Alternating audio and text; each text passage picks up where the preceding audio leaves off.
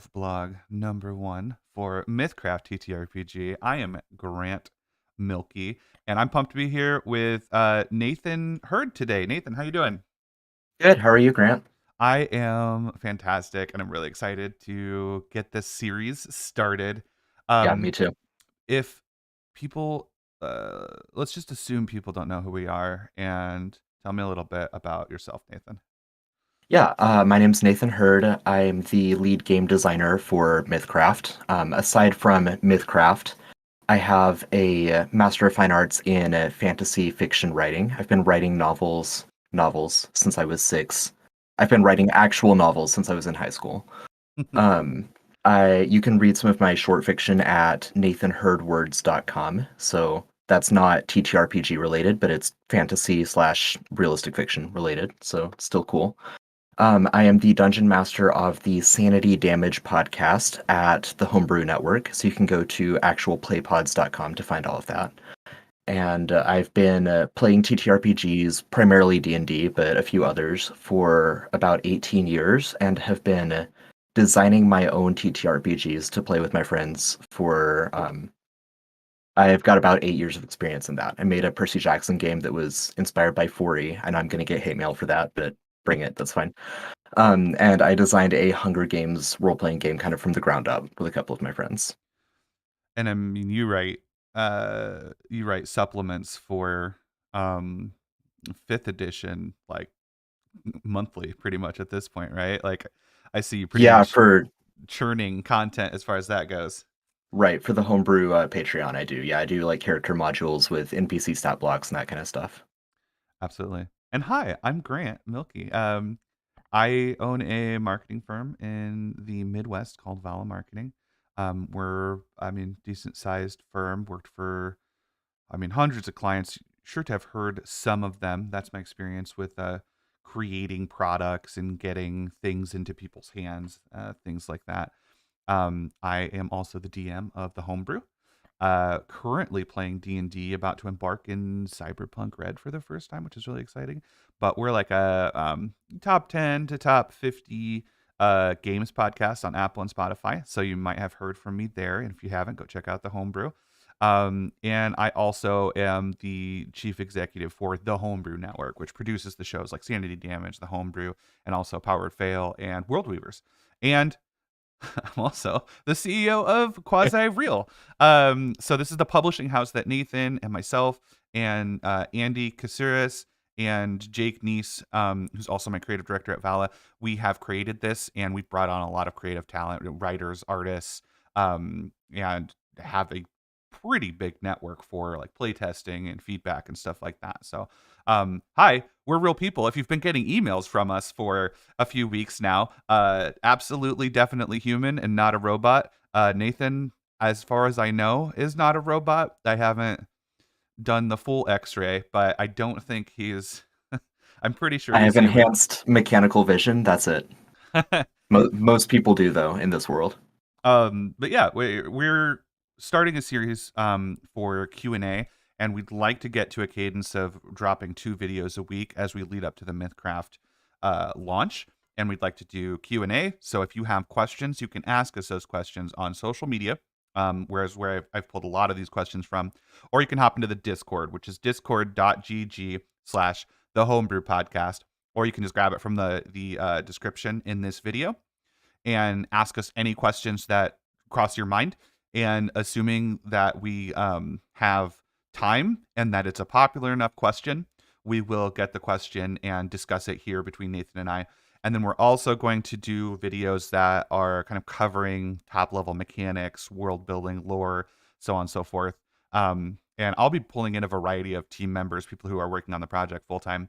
I'll pull them in for those videos too. So it won't always be Nathan, but I think for the most part, I'll be kind of getting the dev blogs out. So yeah, you have access to me by responding to the emails if you're signed up, by jumping in Discord, or by following us on social media, any of which you can do by looking at the description in this video.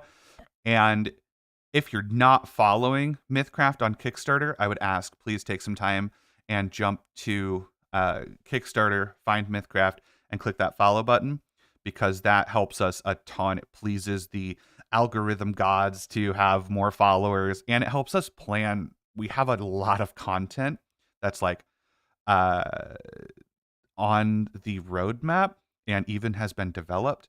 And we're trying to figure out what level we're going to be backed at so that we know what content is going to be a part of the release of MythCraft. And it really helps us estimate when you follow. So go to Kickstarter, follow, all sorts of fun stuff. If you're subscribing, you have access to a free enamel pin with your pledge, which is really cool. Jake designed that. And also a little adventure I'm going to be writing, a little prologue adventure that Nathan's let me squeeze in at the beginning of his big release campaign. I'm really excited about. So this is the Q&A.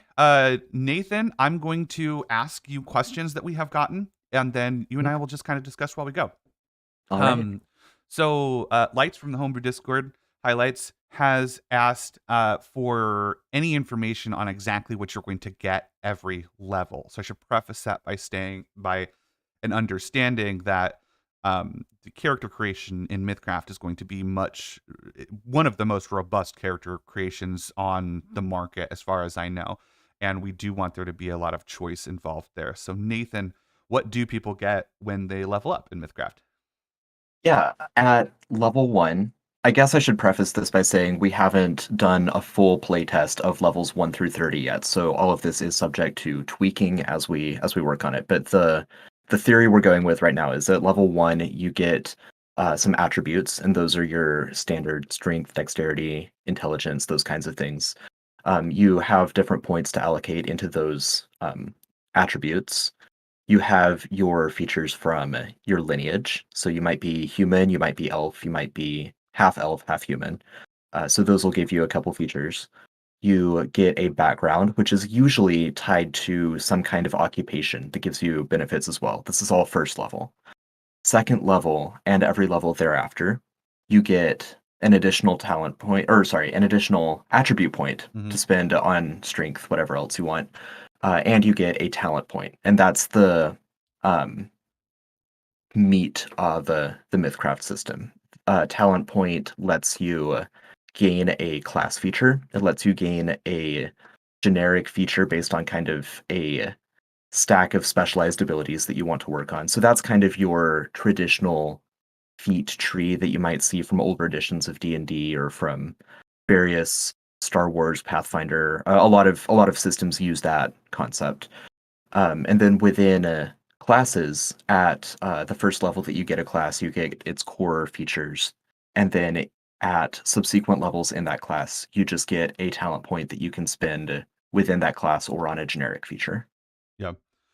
There's one of the things I'm most excited about is that choice that you get every level. So like everyone's going to start as a level 1 adventurer, and there's not going to be class.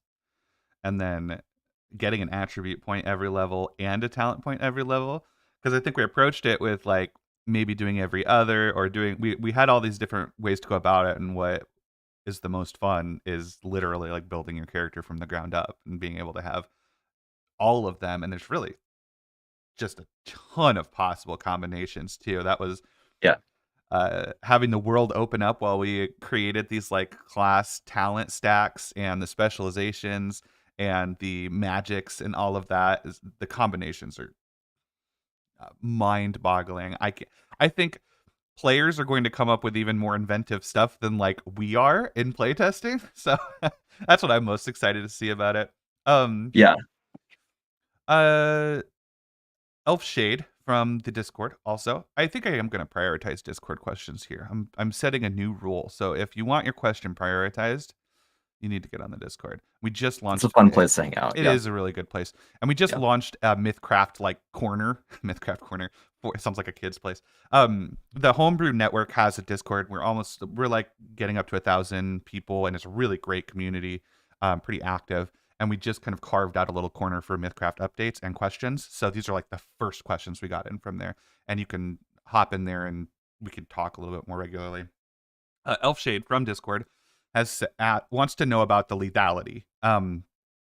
Is it meant for munchkins? Or are combat and traps deadly? And there's no in between, Nathan, is it? There's no in between. So tell me about the lethality, or your kind of philosophy around how deadly like a TTRPG should be. Yeah, the lethality is something I'm really excited about. Like, this is one of the more unique features that I've brainstormed and been working on. When I think of TTRPGs and lethality, I want it to be like Boromir from Lord of the Rings. I feel like it's safe to spoil that he dies. Lord of the Rings has been out God forever. damn it, Nathan! We have to censor the video now. um, okay, if you haven't seen Fellowship of the Ring, watch it. It's a good movie. It's a great movie. I like the books. You can skip the books. Um, literary people are gonna murder me for saying that, but Why are you trying to? trying to ostracize everyone in our first video, right? Um, the the way that Boromir dies is epic and moves the story forward. He goes out swinging. It's a really memorable and inspirational scene. We don't have that a lot in TTRPGs. A lot of TTRPGs send a character into a death spiral where the player just doesn't really have any agency to see themselves out in a dramatic way. So, is it lethal or is there high lethality in MythCraft? I would say probably so, but the narrative choice is yours as a player the whole time. So, when you get down to 0 health, you're not unconscious. You're still up. You can still fight. You can still cast spells or heal yourself or whatever. But if you end your turn with 0 health, then you start accruing death points. And once you hit a certain number of death points, at that point you die. But at no point do you fall unconscious during the process. Yeah. We have a point thing going on. You'll see a Yeah, common thread that there are action points, death points, spell points, hit points, right? The point thing right. is really cool. There's some cool stuff we've talked about doing with death points too, Nathan. Do you want to share a couple disclaimer, play test pending things we've talked about doing? I'll give you one of mine. My Uh, only contribution to Nathan's death point system is that the cat folk. So in Nathan's, you die when you get 8 death points, and I right. immediately was like, okay, our cat folk should get 1 extra death point, so they only die when they get 9 death points. Exactly. I'll be here all week. You can um one we talked about a really cool idea with the berserker, Nathan, if you want to talk about that a little bit. Oh, yeah, yeah. So I'm not sure if this will be a feature you get right at level 2 when you get the Berserker class, but there will be at least some option for the Berserker to actually get a bonus to their attack and or damage rolls based on the number of death points they have. So the closer to death they are, the angrier they get, right? They Hulk out at the very end. Um, and addressing lethality again, death points don't get removed automatically at the end of a fight. So in loosely in D&D terms, after you take like a short rest, you remove 1 death point. After spending a whole night sleeping and like recovering, you remove all of your death points so you can start the next day fresh. But they do stick with you for a whole adventuring day. So if you're in a dungeon, you've really got to keep track of those. And let it be known, I'm out here fighting for you guys. Nathan wanted long rests to only remove 2 death points, and True. we got into it. And we might get into it some during these dev blogs too, so you might get a little peek of some of the creative dissonance where all the beauty happens. But Right. players, MythCraft players, I fought for you. I don't have a lot of points to veto Nathan with, and I used one of them on this. So just know Grant is a champion of the Munchkins. I'm a champion That's what of we've the learned here. Munchkins. I do think, to address the idea, I think that the game balance is geared toward, I'd say, medium high lethality, not like, I don't know, not people aren't just gonna be dropping left and right, but at the same Yeah. time, the network's called the Homebrew, right? So I think it's going to be very easy for Mythcrafters to adjust that to not be as deadly and play to their table.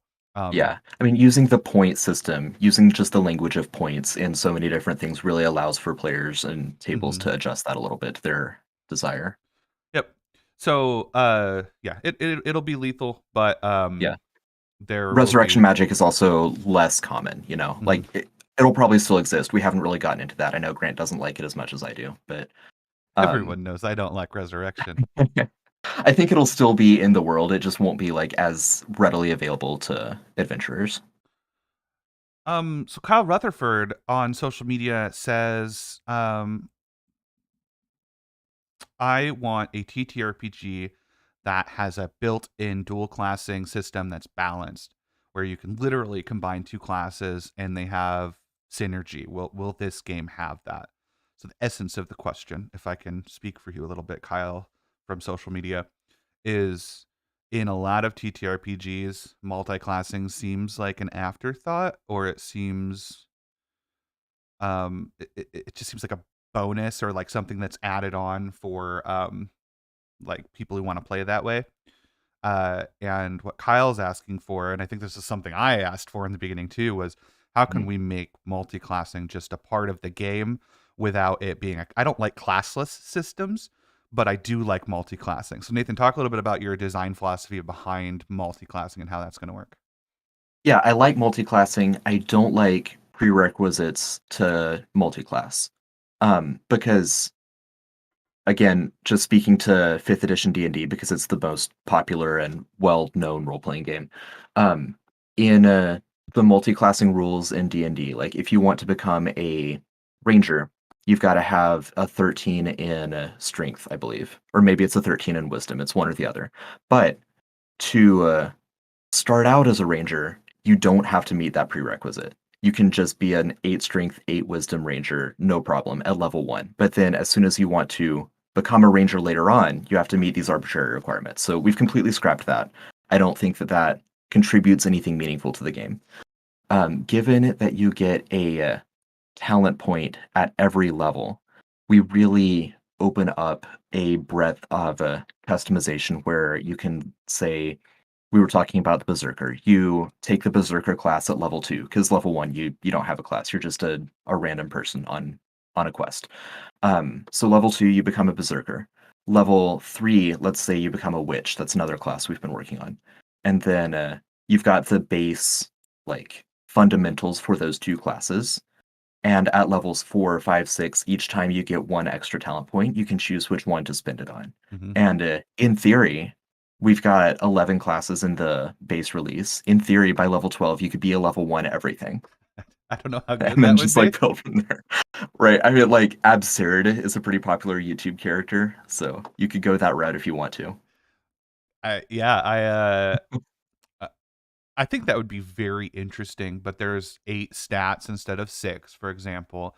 There's going to be a lot more like play as far as those things go. So, uh, the way to balance it is to give stuff every level. That's the big thing for me is that in other TTRPGs you pick what you're doing early on, and then you can kind of like steer it a little bit one way or another by multi-classing, but it doesn't really fundamentally change what you do. And you kind of have to, if you don't have a goal you're heading towards, like some sort of like prestige class, then it just starts to get to the point where you're not as strong as your compatriots because it's very strong to stay in one class or to have a very clear multi-class path. And getting something every level, I think, really helps with that. Making those choices every level, and there's not just classes too. We touched on this, but I'd like to be clear. Like you could hypothetically make a pretty strong classless build just by sticking in the specialization stacks. Nathan's rolling his eyes. It's true. Maybe we can, but I think you wouldn't have to. You don't have to take a class, right? Like you could just Right. level 2 be like, I want to start getting really good at shield bearing. And Yeah. if you can come up with the build, you can do classless. I think the classes are going to be so fun and like defined that we won't see that a lot, but it's still a possibility because there are more stacks than just the class stacks. Stack is the word I'm using to denote like a grouping of talent points. I don't want to say tree because it's less linear than like a tree. Like there's more Yeah. choices in there. Do Yeah. you have something? I do. I think that we'll see a lot of like focus on taking half of your stuff in a class and half of your stuff in a relevant specialization. Like Mhm. you were talking about shield mastery.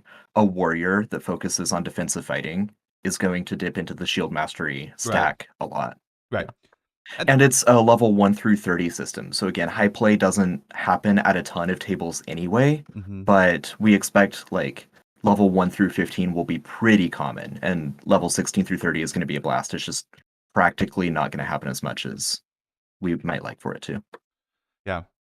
And if you're intimidated by making a choice every level, we're planning to release 10 kind of avatars. I don't know the word. We're coming up with 10 characters that will be pre-built that you can just jump in and play, and you don't necessarily have to make those choices every level. So that's how we're bringing MythCraft is for everybody. We want everyone to have fun with it. So we'll be able to give you those suggestions. If you look at the feats or the talents and the attributes, and you're like, I don't know how to play this. I'm gonna go play Walking Dead or something. Walking Dead, is that a game? There is a I series. think it is, right? Yeah, there's a Telltale game series. Sorry. I don't know why that was the game that popped into my head. We'll have ways for you to enjoy the game, even if you're not into all the different talent points and stuff. Yeah, there's going to be 3 different levels of that. I think that Cyberpunk Red has a really great model for this, right? So there'll be, if we go with the word avatar, I'm not quite sure that's the right word, but presets, right. There's pre-built characters that will say at second level you take this, at third level you take this. There will be recommended characters that have stripped down options at each level. Like if you want to be a warrior and focus on defensive fighting, dip into this shield option. If you want to be a warrior and focus on polearm fighting, dip into this polearm option. And then there will be just the whole book for the people who want to get really into number crunching and power gaming. This is a really fun question from Catherine Mason, also on social media. I like the essence of the question. Will there be parallels for creatures, or will it require all new minis? So, talk to me about the question behind the question. Talk to me about the monsters of MythCraft. Some of your inspirations, Nathan. I guess I can just answer the question straight up. We're not using any IP from anyone who might in the future want us to pay them for that. Right. This game is not in any way about anyone else making anything, but we're definitely not going to be using any inspiration or any of the IP of the world's most popular role-playing game, because we don't we want to make our own system and our own universe, and that's something we're passionate about. But then 2, I love your beautiful minis. I'm sure they're amazing. We're all about our war gamers and our painters and our friends who play at a table. But yes, you'll probably need new minis. Nathan, talk to me about the creatures, the monsters, some of your inspirations. I know you a classic thing from Sanity Images, you like to fall asleep listening to some Lovecraft. HP Lovecraft. Yeah. Which is terrifying. I do. HP Lovecraft is my lullaby of choice. Which goes to show there are certain monsters that have specific IPs associated with them, and those monsters are influenced by some of the same source material that's in the public domain that we will be drawing from. So there may be parallels at times. There are some things that we can't and aren't really particularly interested in using. But inspired by H.P. Lovecraft, inspired by folklore from around the world, from classic Western European creatures to Aztec and Maya mythology. Any source of inspiration we can draw from mythology is great. Anything that we can think up just by talking with one another. We have a couple.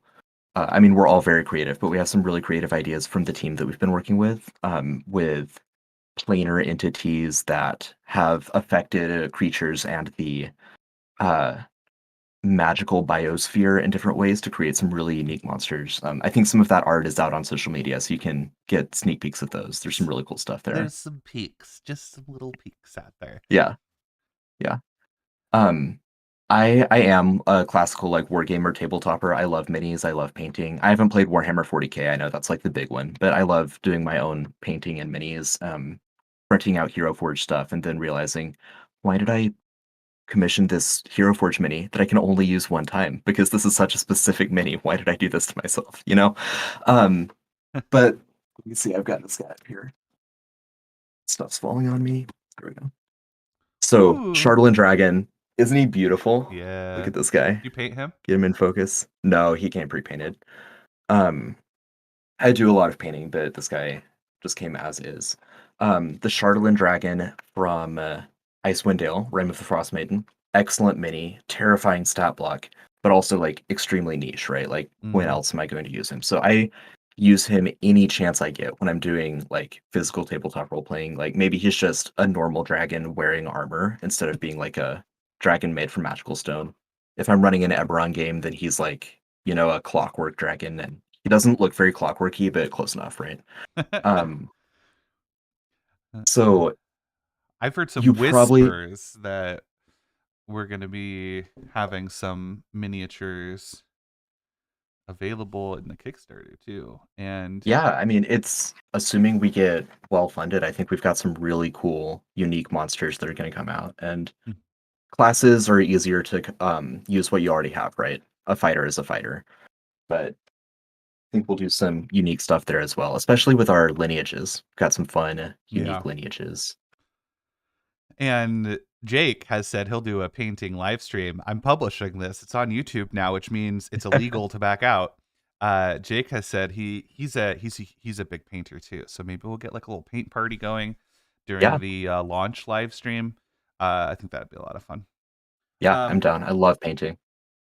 I've got one more question for this devblog #1 Q&A. Nathan, thank you so much for taking the time, by the way. Um, Yeah, it's fun. let's close out with a fun one. And I'm gonna bump some of these for next week. This was one of my favorite questions that we got from Wallace Bonner on social media. Are you planning on doing any superhero stuff? I would obviously love to. If you can't tell, I'm a fan. Um, I think this is an opportunity to talk about the breadth of the world that we're creating and also the modularity, the lens that we're looking through the creation is one like, can we quickly and easily change setting, change campaign, change what's available? So let's use this opportunity for you to combine your love for superhero stuff and the modularity of MythCraft, and just imagine what that would look like for Wallace, who has been so kind. so in in terms of like the lore and the breadth of the Mythcraft world, the world of Ansera, there's a name drop. Mm-hmm. Um, Ooh. we are currently spanning 4 different super eons that take us through pre-magic out all the way to sci-fi. And I think that just given the nature of the superhero genre and how it came to be in our world and what superheroes embody and reflect, I feel like in our official setting, there's a really nice slice of a time period where we could see a lot of superheroes emerge on Ansera, on the world of Ansera, as the world moves through like a steampunk biotechnical industrial revolution into kind of a globalized economy, which is typically where we see superheroes pop up and interact with each other. So lore wise, I think there's going to be some really interesting areas to include that. Mechanically, um, we don't have classes that reflect it super well right now, but I would love to do more with that and include more options for going back to a berserker and a witch. Include it like options for a berserker becoming. I mean, Hulk. can I? Yeah, can I say Hulk? You Right. can say Hulk. You have a Okay. Marvel logo that's been Yeah, on the yeah, entirety of the video. Come yeah. at me, Disney. Right.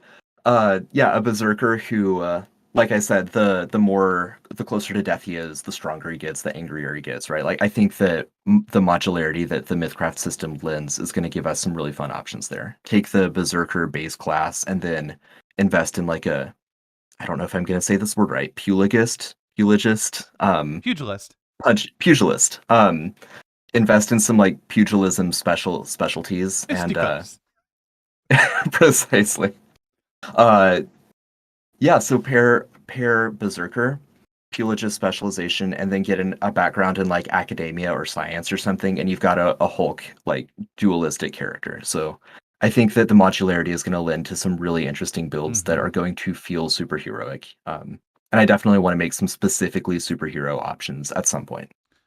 And I'll use this opportunity to talk about the license. It's going to be as open as possible. The what I'm so excited about with MythCraft is that you'll be able to take the rule set that we put together and easily create a superhero module. And we want to not only allow that, but we want to be supportive of that. Like that is going to be what makes our game better. So, uh, superhero stuff, Wallace Bonner from social media, if you can imagine it, and you're on the MythCraft movement and you're ready for MythCraft, then the only limit to the amount of superheroes in your game is your creativity. And I'm super excited to see what people come up with. Um, and I think that we've kind of set the bar low. We're like, oh, we'll let you iterate on our content. I want to move that bar up to we'll support you in iterating that content. We'll give you the Yeah. resources you need. I have all sorts of crazy business plans down the road for MythCraft where there's like a creator marketplace where you're like you can create have an online builder for content that goes right into MythCraft and has the look and the imagery and the stat blocks and all that stuff, and then you can publish through that website. I have plans. We have plans. We have a big team, and Yeah. I would love to see some superhero stuff. And I know that Nathan, I think Nathan even has some like professional experience developing some superhero stuff too. So, oh, Yeah. I'm we're plugging another plug game. plug for icons. You now owe us a retweet, icons. Thank you, Nathan, so much for joining me. We're going to be doing these weekly if I can get Nathan. And I might pull in like Jake, Andy, other creators too on if there's a busy week or something like that. But MythCraft is coming March 15th. Follow the Kickstarter, and we will talk to you soon. Jump on the Discord if you have any questions. Bye, everybody. Bye.